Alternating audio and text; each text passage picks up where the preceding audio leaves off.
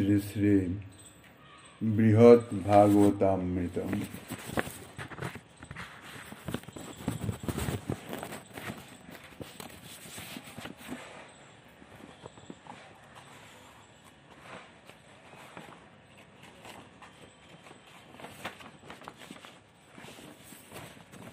জয়তি নিজ পাদাব্জ প্রেম দানাবতীর্ণ বিবিধ মধুরিমাব্ধি কোপি কৈশোর গন্ধি গত পরম দশান্তং যস্য চৈতন্য রূপাদ অনুভব পদমাপ্তম প্রেম গোপীষু নিত্যম।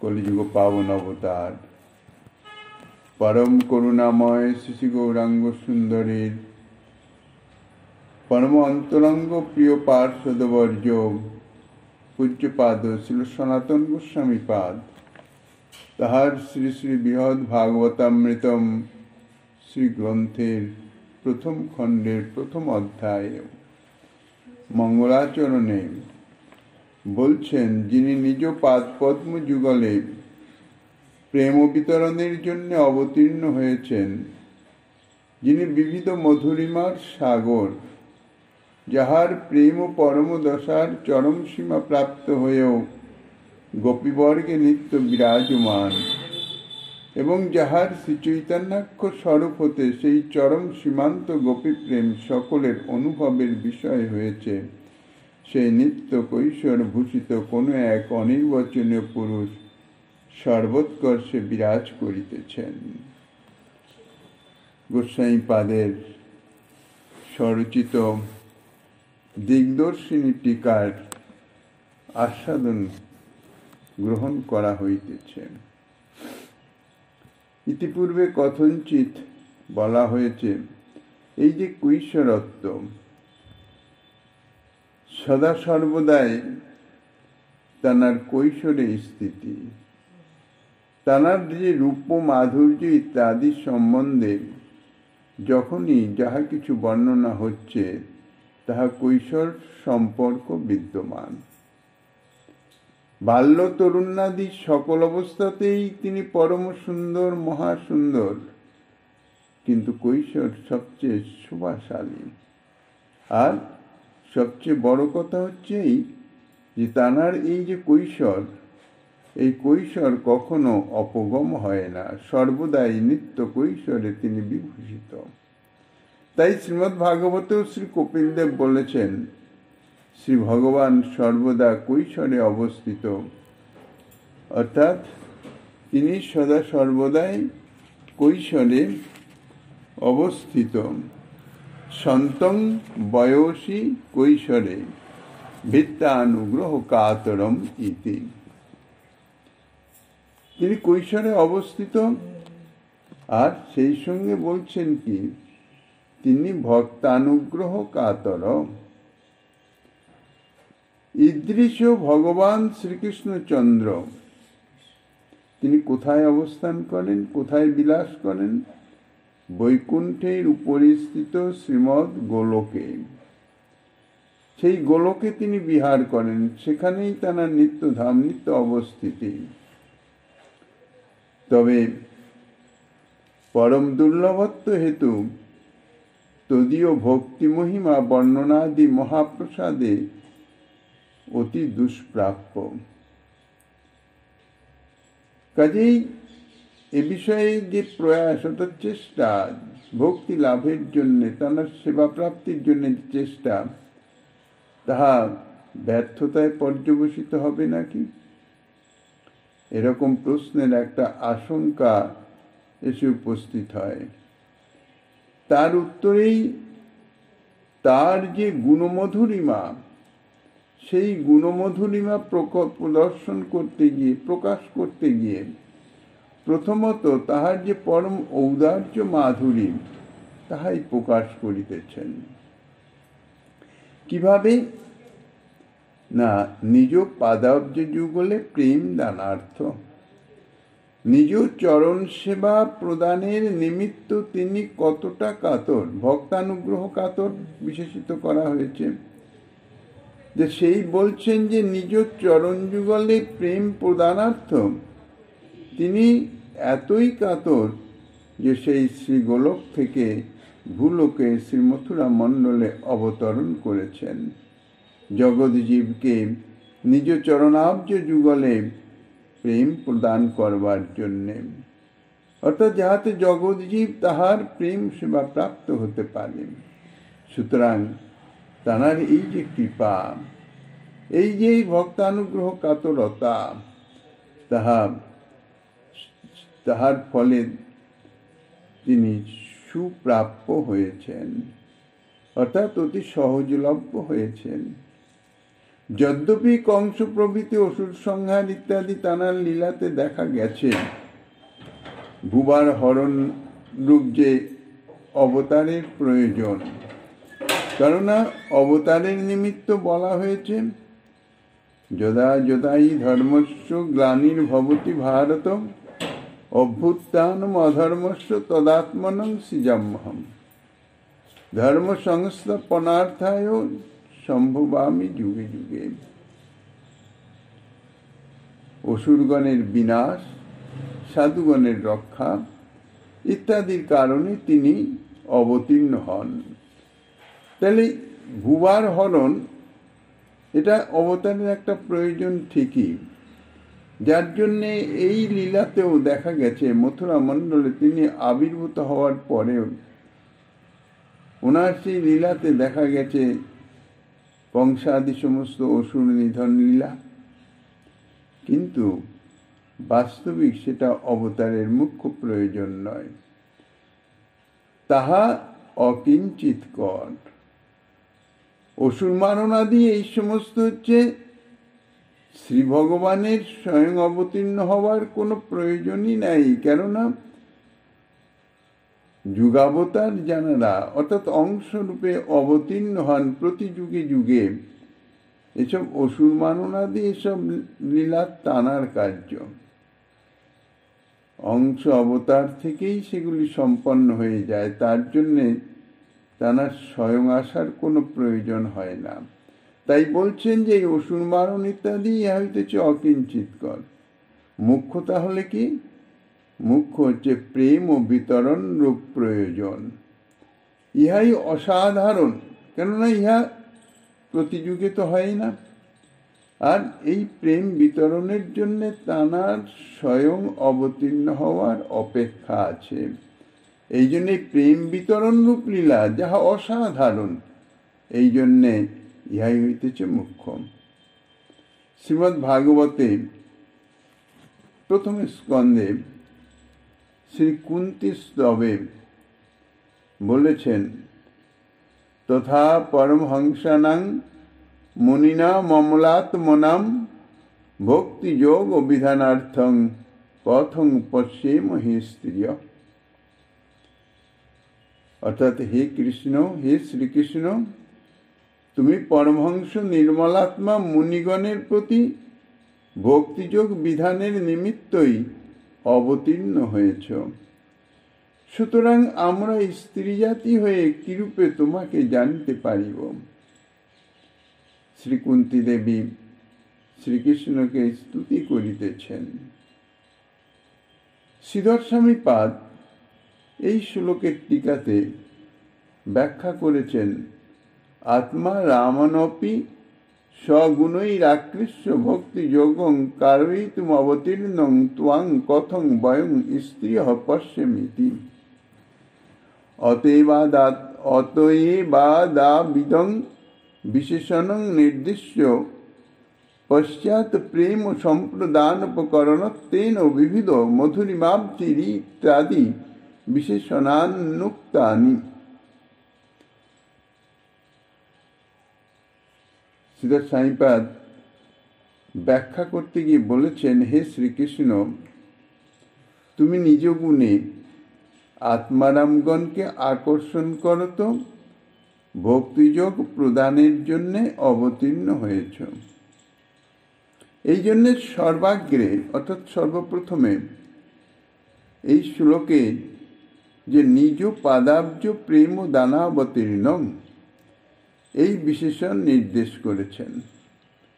আর পরে প্রেম বিতরণের উপকরণ রূপে কি বলছেন? বিবিধ মধুরিমাব্ধি, এই বিশেষণ উল্লিখিত হয়েছে। পুনশ্চ অসাধারণ লক্ষণ নির্দেশ করবার জন্যেই লীলা মাধুরী বর্ণন করিতেছেন।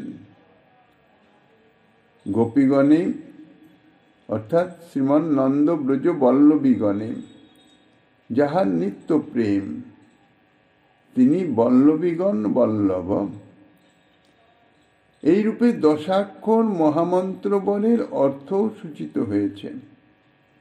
এ বিষয়ে শ্রী গোলক মাহাত্ম্য উপাখ্যানের প্রারম্ভে দশাক্ষর মহামন্ত্র বলের অর্থ বিকাশ প্রসঙ্গে গোপীপ্রেমের যে মহাত্ম রাশি তাহা বর্ণিত হয়েছে। সেই যে গোপীগণ, সেই যে ব্রজলীলায় যে ব্রজ সুন্দরীগণের যে শ্রীকৃষ্ণ প্রেম, প্রেম সেবা, সেই প্রেম কিরূপ বলছেন? সেই গোপী প্রেম হচ্ছে পরম অবস্থার চরম সীমা প্রাপ্ত। নিজ পাদাব্জ প্রেম ও দানাবতীর্ণ, এই যে বিশেষণ, এই বিশেষণ দ্বারা গোপীগণ ব্যতীত অর্থাৎ গোপীগণ ছাড়াও তিনি যে আপামর সাধারণকেও কৃপা করে সেই প্রেম প্রদান করেন তাহাই প্রকাশ করিতেছেন। নিজ পাদাব্জ প্রেম ও দানাবতীর্ণ, নিজ পাদাব্জে নিজের চরণ যুগলে প্রেম দানের নিমিত্তই অবতীর্ণ।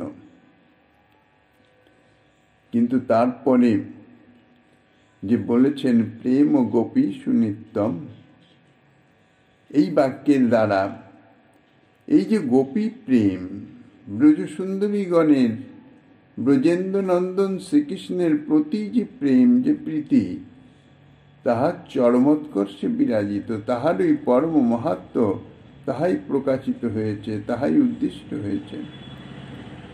যদ্যপি প্রেমিক ভক্ত মাত্রই ভগবৎ প্রেমের বিষয় হয়ে থাকেন, তথাপি শ্রী ভগবানের প্রতি যার যে পরিমাণ প্রেম হয়, শ্রী ভগবানেরও তার প্রতি সেই পরিমাণ প্রেম হয়, অর্থাৎ প্রীতি হয়।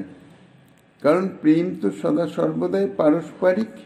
আর শ্রী ভগবানও বলেছেন যে যথামাং প্রপদ্যন্তে তাংস তথৈব ভজাম্যহম, যিনি আমাকে যেরকম প্রেম করেন আমি ঠিক তার প্রতি তদ্রূপই প্রেম প্রকাশ করি, অর্থাৎ সেইভাবেই তার প্রেম সেবা গ্রহণ করি। তাহলে ভক্ত মাত্রই ভগবৎ প্রেমের বিষয়। কিন্তু এই যে প্রেম, শ্রী ভগবান যেমন অনন্ত ব্যাপক বিভূতত্ত্ব, তেমনি শ্রী ভগবানের এই প্রেমও কিন্তু অনন্ত ব্যাপক বিভূতত্ত্ব, ইহার কোনো শেষ নাই। এই যে প্রেম, অতি সাধারণ ভক্তের মধ্যেও যখন প্রেম প্রকাশিত হয়, অর্থাৎ ভক্ত সাধনা করতে করতে চিত্ত শুদ্ধি করে যখন প্রেম স্তরে উপনীত হন, অর্থাৎ তার হৃদয়ে প্রেম প্রকাশিত হয়, তখন তাহার হৃদয়ের যে প্রকাশিত এই যে প্রীতি, এই যে প্রেম, তাহাও প্রেম। আবার সেই প্রেম যখন সেবার মাধ্যম দিয়ে, সেবা লালসা পূরণের নিমিত্ত নিরন্তর সেবাকাঙ্ক্ষা বর্ধিত হচ্ছে, আর সেই সেবাকাঙ্ক্ষা পূরণের নিমিত্ত নিরন্তর যে প্রেম সেবায়, অর্থাৎ প্রেম যে পরিমার্জিত হচ্ছে, হতে হতে তাহা আরো উন্নত হচ্ছে, আরো উৎকর্ষ হচ্ছে, অর্থাৎ তার পরিমাণ বৃদ্ধিপ্রাপ্ত হচ্ছে। এই জন্যে বলছেন যে শ্রী ভগবানের প্রতি যার যে পরিমাণ প্রেম, প্রথম যখন প্রেম প্রকাশিত হয় তখন তাহার শ্রী ভগবানের প্রতি, অভিষ্টের প্রতি যে জাতীয় সেবা বা যে জাতীয় ভাব প্রকাশিত হয়, যত ধীরে ধীরে ধীরে ধীরে সেই প্রেম আরো উৎকর্ষতায় অগ্রসর হয়, তার সেই যে ভাব, তার সেই সেবা ভাবনা, সেবার পরিমাণ, তাহাও আরো বর্ধিত হতে থাকে, উৎকর্ষ প্রাপ্ত হতে থাকে। আর শ্রী ভগবানেরও ঠিক তাদৃশ সেই প্রেম সেবা গ্রহণের উৎকণ্ঠা বা লালসা বা প্রেম সেবা গ্রহণের মাধ্যমে সে ভক্তের প্রতি স্বীয় প্রেমের যে প্রকাশ তাহাও বর্ধিত হতে থাকে। এটি পারস্পরিক, এই জন্যে যার যে পরিমাণ প্রেম প্রকাশিত হয় শ্রী ভগবানের সেই ভক্তের প্রতি তাদৃশ প্রেমই প্রকাশিত হয়ে থাকে। এখন এই প্রেম যেহেতু ইহার বিভু তত্ত্ব, ইহার তো শেষ নাই, কিন্তু তবুও বলা হয়েছে যে এই প্রেমের চরম পর্যবসান হচ্ছে এই ব্রজসুন্দরীগণের। এই যে ব্রজসুন্দরীগণের যে প্রেম প্রকাশিত, সেই গোপীগণ শ্রী ভগবানের তারা নিত্যপ্রিয়া। সুতরাং নিত্যসিদ্ধ নিরুপাধিক ভগবতের যে প্রেম, তাহা তাহাদের হৃদয়ের সর্বোৎকর্ষেই সম্যক রূপেই প্রকাশিত। কেননা তাঁরা নিত্যসিদ্ধ এবং নিরুপাধি। এই শ্রী ভগবত প্রেম, এই প্রেম হচ্ছে নিত্যসিদ্ধ, অনাদিসিদ্ধ আর নিরুপাধি, কোনো উপাধিভূষিত নহে। সেই ব্রজসুন্দরীগণ তাদৃশ নিত্যকান্তা, নিত্য প্রেয়সী। এই নিত্যসিদ্ধ নিরুপাধিক ভগবত প্রেমের তাঁরাই হচ্ছে মুখ্য বিষয়। এই জন্যে তাহাদিগের যে মাহাত্ম্য তাহা সতই সিদ্ধ, সদা সর্বদাই বিরাজমান। আর নিত্য শব্দ দ্বারা ইহাও বোঝা যাচ্ছে যে কখনো কোনরূপে শ্রী ভগবানের গোপীগণের প্রতি কিছুমাত্র উপেক্ষা আদি প্রকাশিত হয় না। কেননা নিত্য সদা সর্বদাই বিরাজমান, সমভাবে বিরাজমান। এ বিষয়ে পরেও গোলক মাহাত্ম্য পরিচ্ছেদে শ্রী নারদের উক্তিতে আরো বিস্তারিত এই গোপীপ্রেম সম্বন্ধে ব্যক্ত হয়। এখন যদি বলা যায় যে ঈদৃশ যে গোপী প্রেম, ব্রজসুন্দরীগণের প্রেম, তাঁরা শ্রী ভগবানের নিত্য কান্তা, কাজী তাঁদের যে প্রেম তাহা তো স্বাভাবিকভাবে সাধারণ জীবের অর্থাৎ মনুষ্যের মনোবুদ্ধির অগোচর। তারা তো তাহা মনোবুদ্ধির দ্বারা তাহা অনুভবে আনতে পারবে না। কেননা এই যে ব্রজসুন্দরীগণ এরা নিত্য কান্তা, শ্রী ভগবানের স্বরূপ শক্তির গণ। আর যে জীব নিশ্চয় তারা তো শ্রী ভগবানের জীব শক্তির অংশ।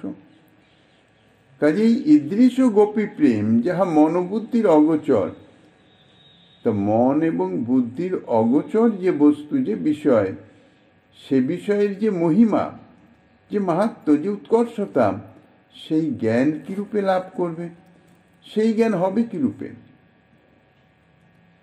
তাহাতে বলা যায় যে সত্য সত্যই এই যে গোপী প্রেম, ইহা মুনিগণেরও মনস্পথের অতীত। যার না মননশীল মুনিগণ, তাঁরাও তাঁদেরও মন বুদ্ধির অগোচর, তাঁরাও তাহা মনস্পতের অর্থাৎ তাহাদের মনেও তাহা কখনো তাঁরা ধারণা করতে পারেন না। কিন্তু এই প্রেমের একটা বিশেষত্ব হচ্ছে এই, ইহা হইতেছে স্বপ্রকাশ তত্ত্ব, সাধ্য কবু নয়, কোনো কিছুর অধীন নহে। তাই বলছেন যে শ্রী রাধারমণ দেবের তদ্বিষয়ক প্রেম বিশেষের প্রভাবে উহা স্বয়ংই অভিব্যক্ত, স্বয়ং প্রকাশিত হন। অর্থাৎ শ্রীকৃষ্ণের শ্রীচৈতন্য রূপ থেকে, অর্থাৎ শ্রীচৈতন্য স্বরূপে তিনি যে আবির্ভূত হয়েছেন, সেই স্বরূপ থেকে ওই গোপী প্রেম সকলের অনুভবের বিষয় হয়েছে। শ্রীচৈতন্য স্বরূপে তিনি তাহা এমনভাবে প্রদান করেছেন, অর্থাৎ সেই প্রেম এমনভাবে স্বয়ং প্রকাশিত হয়েছে যে সকলের অনুভবের বিষয় হয়েছে, সকলে তাহা অনুভব করতে সমর্থ হয়েছেন। ফলিতার্থ এই যে যদ্যপি শ্রীচৈতন্যদেব স্বয়ংই শ্রীকৃষ্ণ, তথাপি প্রেমভক্তি বিশেষ প্রকাশনার্থ অবতীর্ণ হয়েছেন। স্বয়ং শ্রীকৃষ্ণ তিনি শ্রী গৌর স্বরূপে, শ্রীচৈতন্য স্বরূপে যে আবির্ভূত হয়েছেন, তার মুখ্য উদ্দেশ্য হচ্ছে প্রেমদান লীলা। এই যে প্রেম অকাতরে বিতরণ করবেন, সেই জন্যেই তিনি অবতীর্ণ হয়েছেন, যাহা শ্রীকৃষ্ণ স্বরূপে তিনি করেন নাই। শ্রীকৃষ্ণ স্বরূপে প্রেম প্রকাশ করেছেন, কিন্তু সেই প্রেম সীমাবদ্ধ ছিল ব্রজবাসীগণের মধ্যে, শুধু ব্রজলীলার মধ্যে তাহা সীমাবদ্ধ ছিল, তাহা অন্য সাধারণের তাহার নিকটে তাহা প্রকাশিতব্য ছিল না। শুধুমাত্র তিনি শ্রীমদ্ ভগবত গীতার মাধ্যমে সেই প্রেমের কিঞ্চিত দিগদর্শন প্রকাশ করেছিলেন। মন্মনা ভব মদ্ভক্ত মজ্জাজিমাং নমস্কুরু ইত্যাদি উপদেশের মাধ্যমে, কিন্তু তাহাতে তিনি তৃপ্ত হন নাই।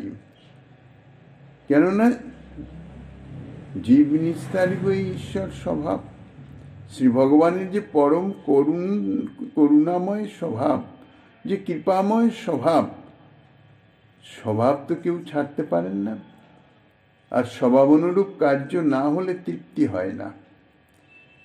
এই জগতেও দেখা গেছে মহা উদার ব্যক্তি, তিনি কারোর প্রতি যদি দয়া প্রদর্শন করেন এবং তাহা যদি সম্যক তার মনোমত না হয়, তাহলে তিনি তৃপ্ত হন না। সম্যক রূপে যদি দয়া প্রদর্শন করতে পারেন, তাকে দান করে সুখী করতে পারেন, তাহলে তেমন তৃপ্তি হন। সেই রকম শ্রীকৃষ্ণ স্বরূপে তিনি এই যে প্রেম, এই প্রেম প্রকাশ করেছেন, কিন্তু দান করেন নাই, যার জন্য সকলে প্রাপ্ত হয়নি। সকলের কথা শুধু ব্রজ সুন্দরীগণ ব্যতীত ব্রজের বাইরে তাহা প্রকাশই হয় নাই। সেই জন্য তিনি অতৃপ্ত ছিলেন। তাই সেই প্রেম নির্বিচারে দান করে তিনি মহাদানী মহাদাতা স্বরূপে নিজেকে প্রকাশ করবেন। সেই জন্যেই তিনি শ্রী গৌর স্বরূপে অর্থাৎ শ্রী চৈতন্য স্বরূপে আবির্ভূত হয়েছেন।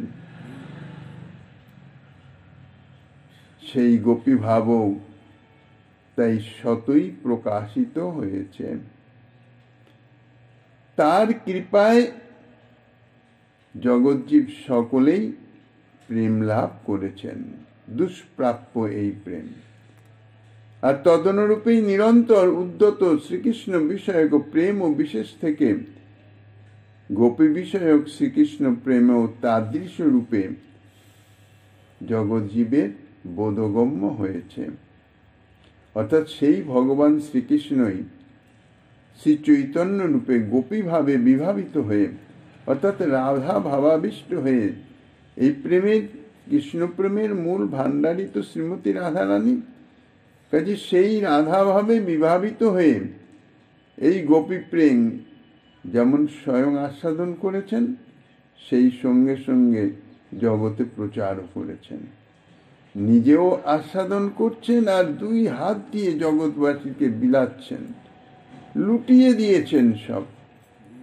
এই রূপে দিনহীন জনৈক বন্ধু শ্রী চৈতন্য দেবের কৃপা মাহাত্ম্য প্রভাবে আধুনিক দিনহীন ব্যক্তি সকল, অর্থাৎ আধুনিক মানে এই বিশেষ কলিযুগে, যেখানে বলা হয়েছে কলির জীব, তাহারা মন্দকর্মা, মন্দমতি, মন্দভাগ্য, সর্ববিষয়ে মন্দ, এই জন্যে দিনহীন বলা হচ্ছে।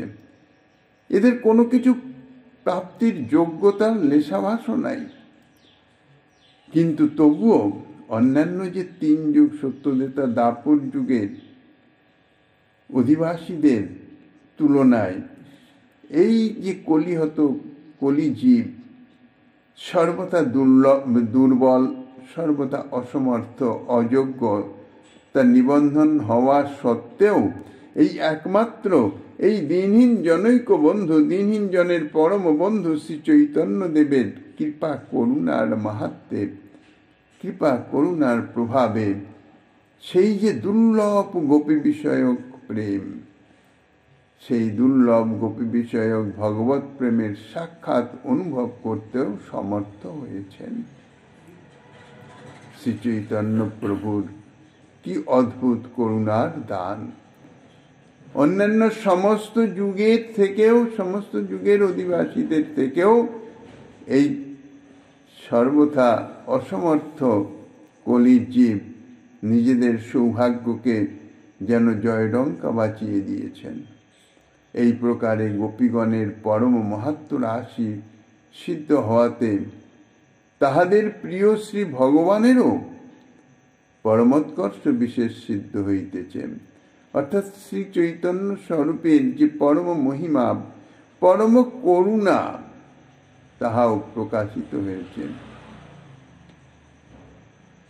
এইভাবে মঙ্গলাচরণে শ্রী চৈতন্য দেবের চরণ বন্দনার মাধ্যমে এই গ্রন্থের যে প্রতিপাদ্য বিষয় তাহা নির্ধারিত বা অর্থসূচিত হইতেছে।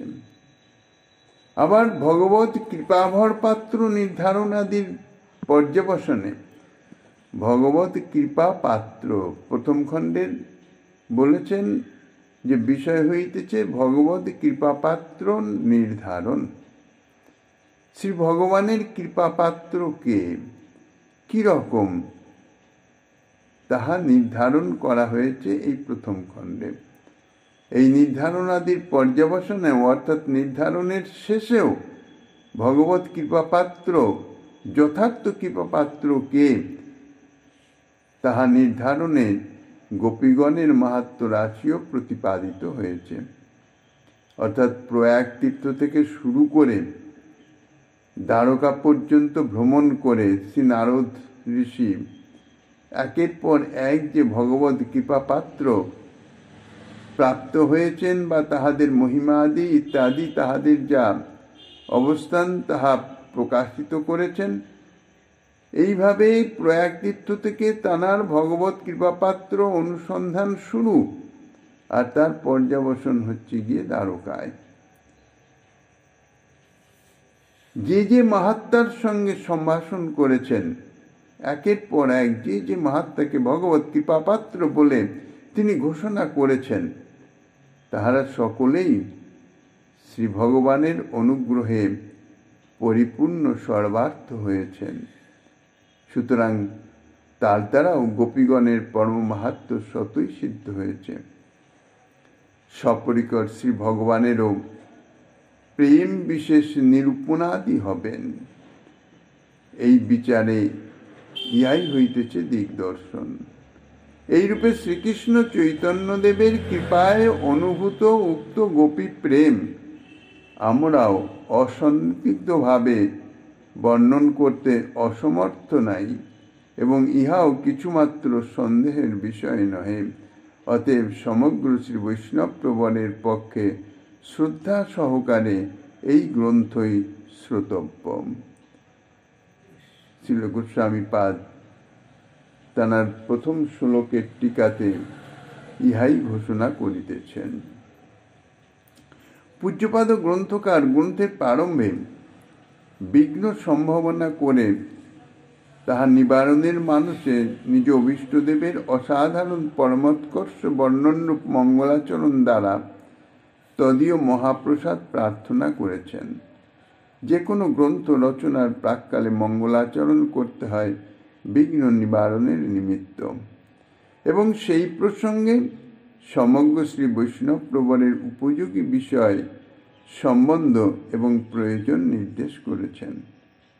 কারণ গ্রন্থের প্রতিপাদ্য বিষয় কি এবং সেই বিষয়ের সঙ্গে গ্রন্থের সম্বন্ধ কিরূপ এবং তাহার ফলই বা কি, এ যদি না জানা যায় তাহলে সেই গ্রন্থ কাহারও পাঠে বা শ্রবণে প্রবৃত্তি হয় না।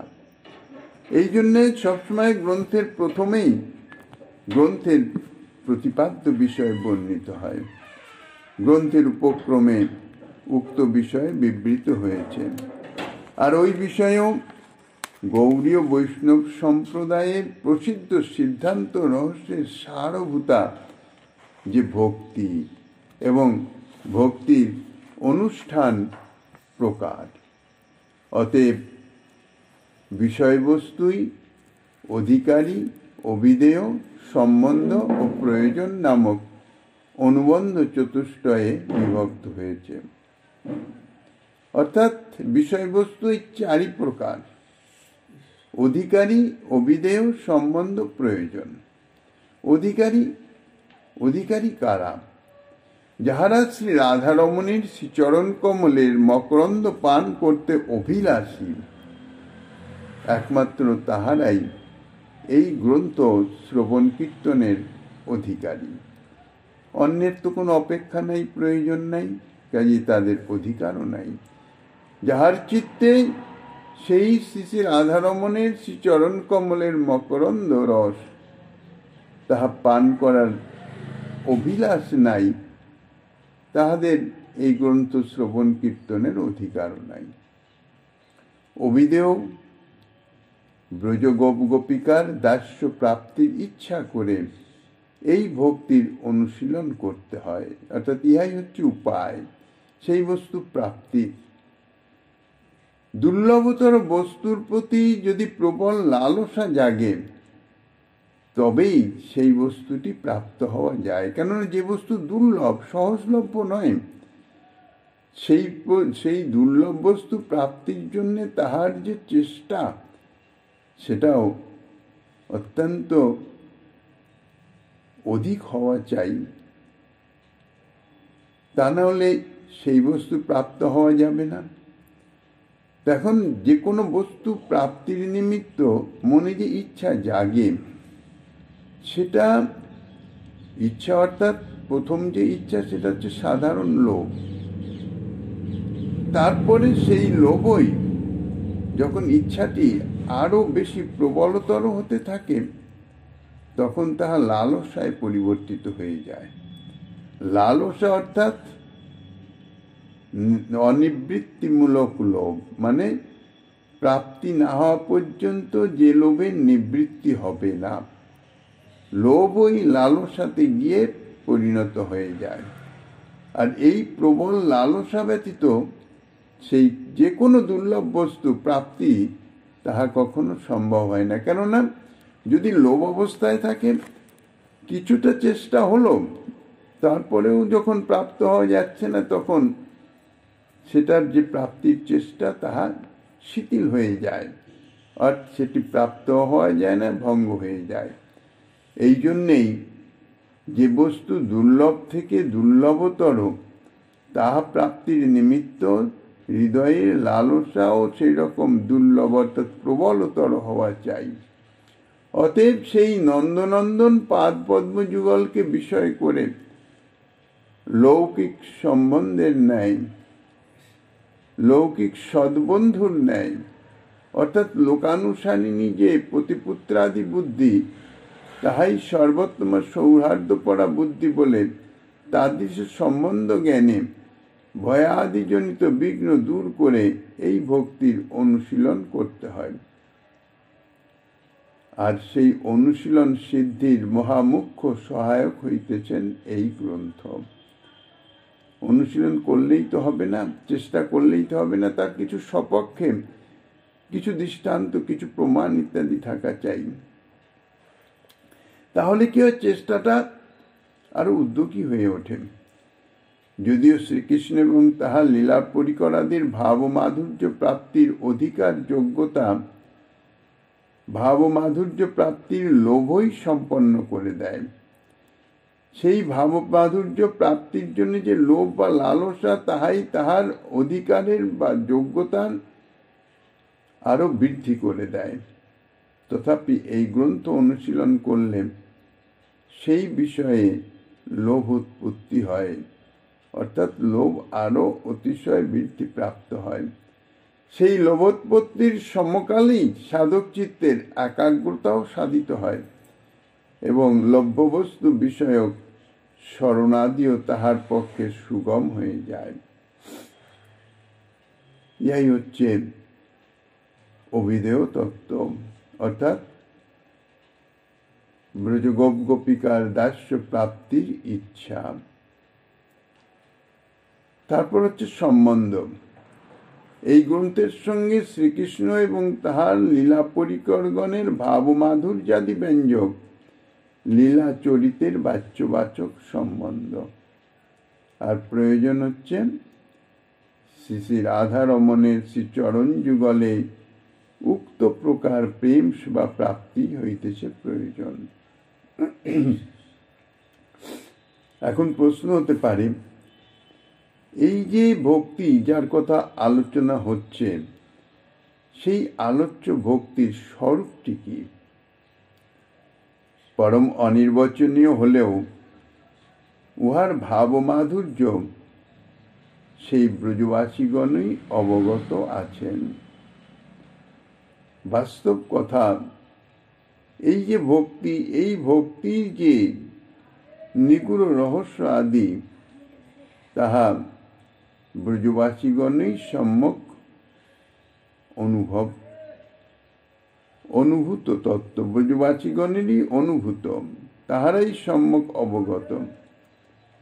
যদিও শ্রীমদ্ ভাগবতাদি ভক্তিপর শাস্ত্র সকলে বা রসিক সম্প্রদায় উহার তত্ত্ব পরমানন্দ পরিপাকময়তা রূপে নিরূপণ করেছেন, তথাপি বহির্মুখ সমীপে, সাধারণ জীবের বহির্মুখ জীবের সমীপে উহা পুরুষার্থ বর্গের জননী রূপে প্রতিভাত হয়ে থাকেন।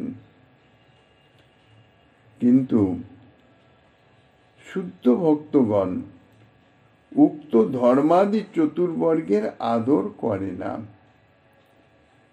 যদিও সমস্ত সাধনার অর্থাৎ পুরুষার্থ বলতে যে চারি পুরুষার্থ বলা হয়েছে, ধর্ম অর্থ কাম মোক্ষ, ভক্তি মহারানী তাহাদের জননী বলা হয়েছে। অর্থাৎ ভক্তি ব্যতীত কেউ নিজ ফল প্রদানে সমর্থ নন।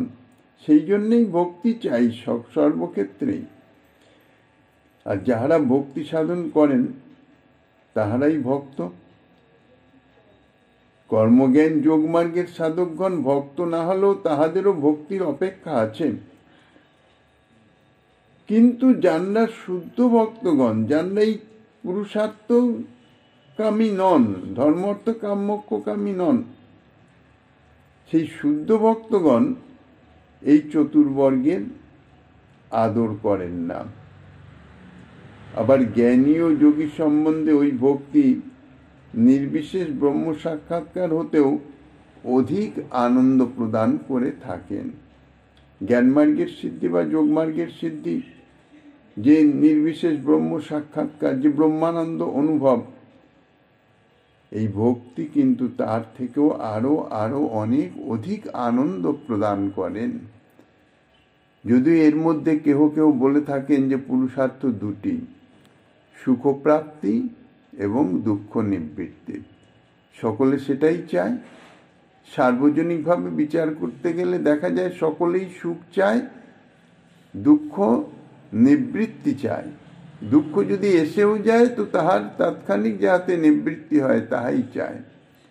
কিন্তু এই যে সুখপ্রাপ্তি এবং দুঃখ নিবৃত্তিকে পুরুষার্থ আখ্যা দেওয়া, এটা কিন্তু সঙ্গত নয়। কারণ সুখপ্রাপ্তি হলে স্বাভাবিকভাবেই দুঃখ নিবৃত্তি হয়ে যায়। দুঃখ থাকতে তো আর সুখ লাভ করা যায় না। সুতরাং সুখই পুরুষার্থ। যদিও প্রবৃত্তির প্রেরণায় দুঃখ নিবৃত্তির ইচ্ছা জন্মায়, তথাপি সুখ বিষয়ে জ্ঞানই তো ওই ইচ্ছার জনক। অতএব সুখই তাইলে পরম পুরুষার্থ, ইহা সর্বশাস্ত্র সম্মত সিদ্ধান্ত। তবে যে ধর্ম অর্থ কাম এবং মোক্ষকে পুরুষার্থ বলা হচ্ছে, সুখকেই তো পুরুষার্থ বলা উচিত ছিল। তাহা উপেয় ফল ভাবের আরোপ মাত্র। যদিও উক্ত ধর্মাদি দ্বারা কচ্ছিৎ মিশ্রাভক্তি লাভ হলেও হতে পারে, তজ্জন্য গৌণরূপে উহারও পুরুষার্থ নামে অভিহিত হয়ে থাকে। কিন্তু উহারা শত পুরুষার্থ নহে। ইহারা হচ্ছে পুরুষার্থ লাভের উপায় মাত্র। সামান্যত আলোচনায় ভক্তি পরম পুরুষার্থত্ব প্রতিপন্ন হলেও ভক্তির সর্বলক্ষণ বা প্রধানতম আশ্রয় তত্ত্ব তাহা প্রচ্ছন্নই থাকে। এই জন্য পূজ্যপাদ গ্রন্থকার বলছেন, শ্রী রাধারমণ চরণযুগল যাহার প্রধান আশ্রয়।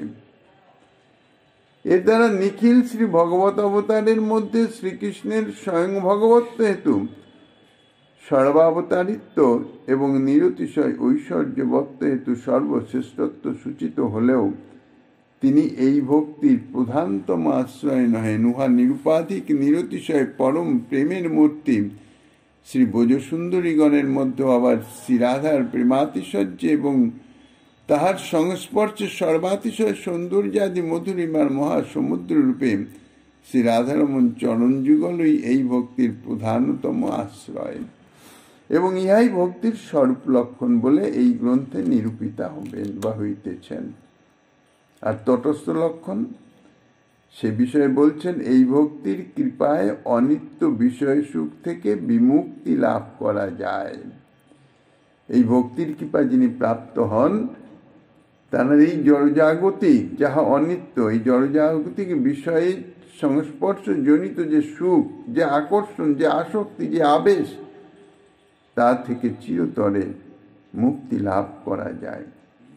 যদিও এই ভক্তি দেবী সর্বত্র দেশ কাল ও পাত্র নির্বিশেষে স্বীয় ফল প্রদানের স্বরূপযোগ্যতার সর্বতভাবে নিরপেক্ষা, কোনো কিছুর অপেক্ষা নাই, তিনি ফল প্রদান করতে পারেন, তথাপি সাধকের যোগ্যতা অনুসারে অর্থাৎ তাহার ভক্তি বাসনার ক্রমবিকাশ অবলম্বন করেই ফলোপদায়ক রূপে আবির্ভূতা হয়ে থাকেন। অর্থাৎ সাধকের যোগ্যতা অনুসারে বা সাধকের যে ভক্তি বাসনা, ভজন বাসনা, সেই বাসনা অনুসারে তিনি ফল প্রদান করেন। যদিও তাঁর এ বিষয়ে কোনো বাধ্যবাধকতা নাই, তবুও তিনি সেইভাবেই প্রকাশিত হন। এই আবির্ভাব প্রকার ও গৌণ মুখ্য ভেদে দুই রকমের। তার মধ্যে গৌণরূপে আবির্ভাব, ইহা বর্ণাশ্রমাদি ধর্মের দ্বার দিয়ে বা আত্ম অনাত্ম বিবেক ও জ্ঞান বৈরাগ্যতির মধ্যে দিয়ে ভক্তির স্ফুরণ হয় বলে তাতে কর্ম জ্ঞান ও যোগাদির মিশ্রণ থাকে। তাহা শুধু ভক্তি নয়, এই জন্যে ওই ভক্তিকে আরোপ সিদ্ধা বলা হয় বা সঙ্গসিদ্ধা ভক্তি বলা যায়। কিন্তু এই ভক্তির মূলে যে মহৎ কৃপা বিনা কোনো কর্মে ভক্তি নয়। বাস্তবিক ভক্তির মূল হচ্ছে মহৎ কৃপা। সেই মহৎ কৃপা না থাকার জন্য কি হয়, জীবের শুদ্ধ আত্মতত্ত্বের উপর প্রতিষ্ঠিত হয়ে স্বীয় প্রভাব বিস্তার করতে পারে না। তবে দৈবাৎ কোনো ভাগ্যে কাহারও শ্রীমদ্ ভাগবত আদি ভক্তিশাস্ত্রের শ্রবণাদি বা কোনো শুদ্ধ ভক্তের সঙ্গ যদি প্রাপ্ত হওয়া যায়, তার থেকে ভক্তি মহারানীর কৃপায় ওই যে অনিত্য বিষয় সুখ কামনা, তা থেকে মুক্তি লাভ হয়ে যায়। এইরূপ গৌণ ভক্তি অবলম্বনে সুখ প্রাপ্তির ক্রম বিকাশ প্রয়াগ থেকে আরম্ভ করে ব্রহ্মলোক পর্যন্ত এই গ্রন্থে দেখানো হয়েছে। কিভাবে একের পর এক সুখ প্রাপ্ত হচ্ছেন উৎকর্ষতার সঙ্গে। আর মুখ্য ভক্তি তাহা ভক্ত কৃপায় স্বপ্রকাশ হয়েই জীবের শুদ্ধ আত্মায় প্রতিষ্ঠিত হয়ে স্বীয় প্রভাব বিস্তার করেন। ভক্ত কৃপা ব্যতীত মুখ্য ভক্তি প্রকাশিত হন না, কেননা ভক্তি স্বপ্রকাশ। ভক্তির কৃপাতে আত্মা শুদ্ধ হলে, অর্থাৎ চিত্ত শুদ্ধ হলে, তাহলে সেই আত্মায় তিনি প্রকাশিত হন। অতএব গৌণী ভক্তি মার্গ কদাচিৎ শ্রী ভগবানের কর্ম সমর্পণাদি দ্বারা প্রবেশ সম্ভব হলেও কিন্তু শুদ্ধ ভক্তি মার্গে প্রবেশ ইহা একমাত্র শ্রী ভগবত কৃপা বা তদীয় ভক্তবৃন্দের কৃপা ভিন্ন শুদ্ধ ভক্তি মার্গে কোনোভাবেই প্রবেশ লাভ হয় না। এই মুখ্যা ভক্তি বৈধ ও রাগ ভেদে দুই রূপে আবির্ভূত হয়। তার মধ্যে অনুরাগের অভাব হেতু কেবলমাত্র শাস্ত্র শাসন ভয়ে যে ভক্তিতে লোকের প্রবৃত্তি হয়, তাহাকে বলা হয় বৈধি ভক্তি, অর্থাৎ বিধি ভক্তি, বিধির অধীনস্থ যে ভক্তি। আর ব্রজবাসীদিগের ভাবমাধুর্য শ্রবণের ফলে অন্তরে যে সেই ভাবে সেবা বাসনা অর্থাৎ ভক্তি লাভের যে ইচ্ছা, যে লোভ জাগে, শ্রীকৃষ্ণ ভজনে যে লোভ জাগে, ব্রজবাসীদের মতন শ্রীকৃষ্ণ সেবায় যে লোভ জাগে, সেই লোভবশত যদি শ্রীকৃষ্ণ ভজনে প্রবৃত্ত হওয়া যায়, তাহলে তাহার যে ভক্তি অনুশীলন তাহাকে বলা হয় রাগানুগা ভক্তি। এই রাগানুগা মার্গে ভজন করলেই একমাত্র ব্রজে ব্রজেন্দ্র নন্দনকে পাওয়া যায়। কারণ শ্রীকৃষ্ণের নিত্য লীলা পরিকর মাত্রেরই রাগাত্মিকা ভক্তি, কিন্তু ঐশ্বর্য প্রধান নিত্যলীলা পরিকরগণের রাগ ভক্তি গৌণ রাগাত্মিকা। অর্থাৎ ব্রজ ব্যতীত অন্য যে দ্বারকা ইত্যাদি মার্গের যে সমস্ত পরিকর বৃন্দ, তাহাদের ভক্তিও রাগাত্মিকা, কিন্তু তাহা গৌণ রাগাত্মিকা। কেবল মাধুর্য সম্পন্ন ব্রজ পরিকরগণের যে ভক্তি, তাহাই হচ্ছে মুখ্য রাগাত্মিকা ভক্তি। আর সেই মুখ্য রাগ ভক্তির আনুগত্যের যে ভক্তি, তাহাই হইতেছে রাগানুগা ভক্তি। এই রাগ ভক্তির প্রভাবে স্বয়ং ভগবানকে ঐশ্বর্য গোপন করে পরম মাধুর্য তাহাই প্রকাশ করতে হয়। এই রাগ ভক্তি পূর্বে ব্রহ্মা শিবাদিরও অগম্য ছিল।